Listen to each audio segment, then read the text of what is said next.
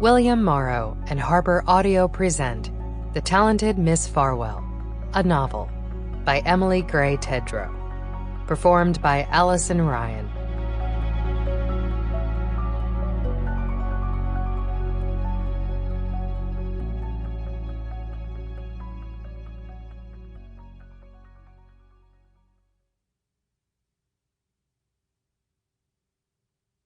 Even now, however, she was not always happy. She had everything she wanted, but she still felt at times that there were other things she might want if she knew about them. Edith Wharton, The Custom of the Country. 1. Pearson, Illinois, 1979. 14-year-old Becky Farwell lay on the truck horn with her forearm. "Daddy, let's go!" Engine running, she tilted the rear view to study her eye makeup, a wash of greens running dark to light, from her eyelashes to eyebrows. Greens, of course, because the magazine said all redheads had to, even indistinct blonde-red mixes like her own. What she really wanted was the set that gave you 3 kinds of purple, pale violet to dusky eggplant. Becky ran a quick calculation on how much she was owed by the 4 girls she did homework for, geometry and algebra, although she could stretch up to pre-calc too, even as a 9th grader. Though for pre-calc all she could guarantee was a B, not that any of the girls complained. Sometimes she took payment in shoes, like the almost new Tretorns she had on now, without socks because no one did. Becky flipped the mirror back with a snap. They needed cash too bad to daydream about makeup.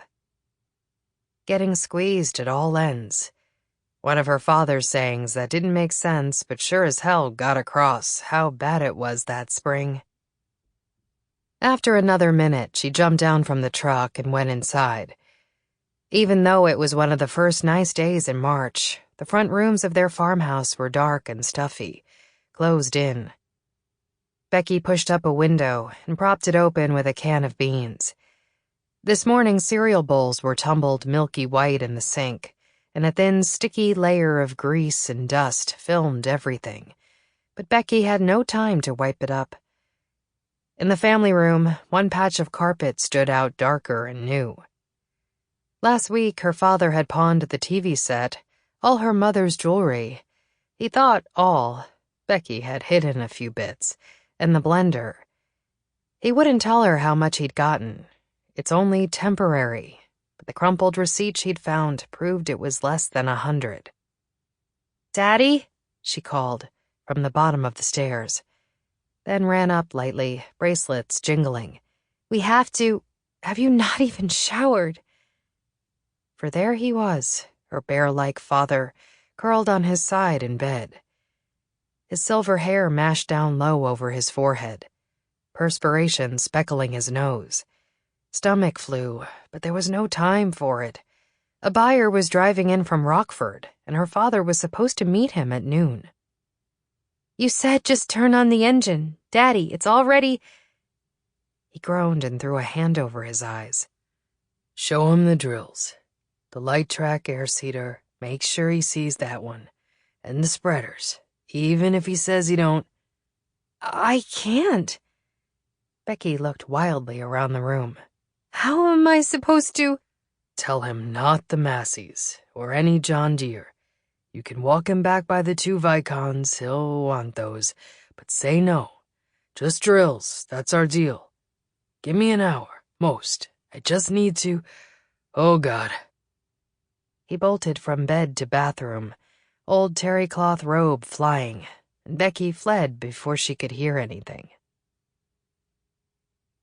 On the highway, Becky knew exactly when and where to twirl the dials for music, sometimes switching from WXTV to WMMR and back again in the space of a single song. Why wouldn't they play anything other than Crystal Gayle, for Christ's sake?